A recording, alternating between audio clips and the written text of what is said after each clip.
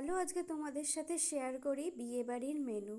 তো ফার্স্টেই এলো পনির পেসিন্দা, সাথে সস আর স্যালাড। পনির পেসিন্দা দেওয়ার পরে ভাত, মুগমোহিনী আর আলুর চিপস। এরপরে এলো পটল চিংড়ি। আমার পাতে অনেকগুলো চিংড়ি মাছ পড়েছিল আর খেতেও খুব সুন্দর হয়েছিল। দেন চলে এলো ফ্রাইড রাইস আর চিকেন কষা। আমার বরাবরই লেগ পিস খুব পছন্দের, আর লেগ পিস দেখে আমি তো খুব খুশি হয়ে গেছিলাম। তো এটাও খুব টেস্টি ছিল, যেমন ফ্রাইড রাইস ছিল আর তেমনি চিকেনটাও খুব সফট আর জুসি ছিল। দেন চাটনি পাঁপড়, যেটা আমার অল টাইম ফেভারেট।